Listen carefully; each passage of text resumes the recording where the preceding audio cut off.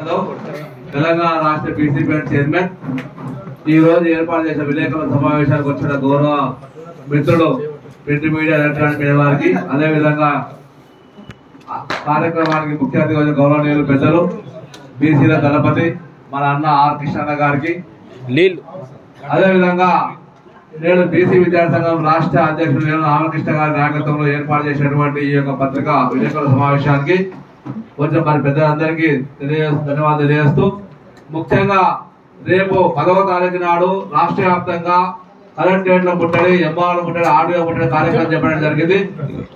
రాష్ట్రంలోని ప్రజలందరూ విద్యార్థులందరూ విజ్ఞప్తి చేస్తా ఉన్నా, రాష్ట్ర వ్యాప్తంగా ఎక్కడికక్కడ జిల్లా కలెక్టరేట్లు, ఎంఆర్ఓ, ఆర్డీఓ ముట్టడి చేయాలని విజ్ఞప్తి చేస్తా ఉన్నాను. ఈరోజు కృష్ణనగర్ పిలుపు మేరకు తెలంగాణ రాష్ట్రంలో గత 3 సంవత్సరాలుగా పేరుమైన బకాయిలు ఏదైతున్నాయో 4,500 కోట్ల రూపాయలు చెల్లించాలని ప్రభుత్వాన్ని డిమాండ్ చేస్తా ఉన్నాం. అంతేకాకుండా రియంబర్స్మెంట్ తో పాటు అదేవిధంగా స్కాలర్షిప్ అయితే ఉన్నాయో స్కాలర్షిప్లు 5,500 రూపాయలు ఇస్తున్నారు, ఆ స్కాలర్షిప్ 20,000 పెంచాలని డిమాండ్ చేస్తా ఉన్నాం. అదేవిధంగా ఫీజు రియంబర్స్మెంట్ గతంలో కృష్ణనగర్ 2008లో నిరాకరణ చేసి మొత్తం ఫీజులు అయితే ఉన్నాయో అదేవిధంగా ఇప్పుడు కూడా పూర్తి ఫీజులు ఇవ్వాలని ప్రభుత్వాన్ని డిమాండ్ చేస్తా ఉన్నాం. 10,000 ర్యాంకు నిబంధన ఎత్తివేయాలి, కౌన్సిలింగ్ ప్రతి విద్యార్థికి మొత్తం ఫీజులు ఇవ్వాలని డిమాండ్ చేస్తా ఉన్నాం. అదేవిధంగా యూనివర్సిటీలు ఉస్మానియా, కాకతీయ, పాలమూరు ఎన్ని అయితే ఫీజులు విధించిందో ఆ నిర్ణయించిన ప్రకారం మొత్తం ఫీజు ప్రభుత్వం చెల్లించాలని ప్రభుత్వాన్ని డిమాండ్ చేస్తా ఉన్నాం. లేని పక్షంలో తెలంగాణ రాష్ట్రంలో బలమైనటువంటి ఉద్యమం వస్తుందని ప్రభుత్వం హెచ్చరిస్తా ఉన్నాం. ఇప్పటిదాకా అన్నగారు చెప్పినట్టుగా మీ యొక్క కమిషన్ల కోసం కక్కుర్తి పడకుండా, కమిషన్ల కోసం కాకుండా విద్యార్థుల యొక్క విద్యార్థుల జీవితాలు తిరగాట పడవద్దు. గౌరవ ముఖ్యమంత్రి గారు ఇటీవల కాలంలో మీరు మూసి సుందరీకరణ అంటా ఉన్నారు. సుందరీకరణ మూసేయాల్సింది కాదు, సుందరీకరణ ఈ యొక్క బహుజనుల యొక్క బీసీల ఎస్సీ ఎస్టీ యొక్క జీవిత సుందరీకరణ కావాలి, డెవలప్మెంట్ కావాలి. అది చేయకుండా తెలంగాణ డెవలప్మెంట్ అవసరాన్ని గుర్తారు కావాలి. ఇప్పటిదాకా తెలంగాణ రాష్ట్రంలో గతంలో ఏ పార్టీ ఉన్నా గతంలో ఉన్న తెలంగాణ గత ప్రభుత్వం చేసిపోయింది. మేం చేయమంటే గత ప్రభుత్వం అంటే ఎవరు?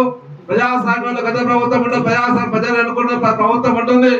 ఆ ప్రభుత్వం వద్దని ప్రభుత్వం తీసుకొచ్చాం. మళ్ళా మీరు మా మాటలు చెప్పడం నిజంగా కూడా నిస్సిగ్గుగా ఉంది. గత ప్రభుత్వం కాదు, ఈ ప్రభుత్వం ఏం చేయాలని ప్రశ్నిస్తా ఉన్నాం. కాంగ్రెస్ పార్టీ ఒకటి నేర్చుకుంది, ఇచ్చుకో పుచ్చుకో దంచుకో దాచుకో. ఇచ్చుకోవాలి, పుచ్చుకోవాలి, దంచుకోవాలి, దాచుకోవాలి, కమిషన్లు తీసుకోవాలి, అది మర్చిపోవాలి. కాంగ్రెస్ పార్టీ ప్రజాస్వామ్య ప్రభుత్వంలో కూడా ప్రజలకు న్యాయం చేయాలని డిమాండ్ చేస్తా ఉన్నాం.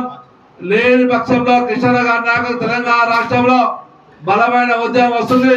ఇప్పటికైనా గౌరవ ముఖ్యమంత్రి రేవంత్ రెడ్డి గారు స్పందించాలి. మీ ఆర్థిక శాఖ మంత్రి ఏది చేసినా అన్ని తప్పులు కూడా మీ ఆర్థిక శాఖ మంత్రి చేసినా, ఆర్థిక శాఖ వాళ్ళు చేసినా, ఇంకోరు చేసినా కూడా మీకే పేరు వస్తుంది. కాబట్టి వెంటనే స్కాలర్షిప్లు కానీ ఫీజు స్కాలర్షిప్ పెంచాలి, రీఎంబర్స్మెంట్ విడుదల చేయాలి. అదేవిధంగా ఈ తెలంగాణ రాష్ట్రంలో వెంటనే జరగబోయే మంత్రివర్గ విస్తరణలో కూడా విద్యాశాఖ మంత్రి ఏర్పాటు చేయాలి. ఆ విద్యాశాఖ మంత్రి బీసీలకు ఇవ్వాలని ప్రభుత్వాన్ని డిమాండ్ చేస్తా ఉన్నాం. ఏం రాష్ట్రం మీ జాగిరా ఖబర్దార్ బిడ్డ, ఓట్లు మేము వేస్తా ఉన్నాం, పన్నులు మేము కడతా ఉన్నాం. మీ అయ్యా జాగీర్ లాగా తెలంగాణ రాష్ట్రం మీద అనుకుంటారా? గ్రామాల బీసీలు ఎస్సీలు ఎస్టీలు ఓట్లు వేసి గెలిపిస్తే అధికారంలోకి వచ్చి ఆకాశం ఓడిపడ్డ ఫిరైతా ఉన్నాం.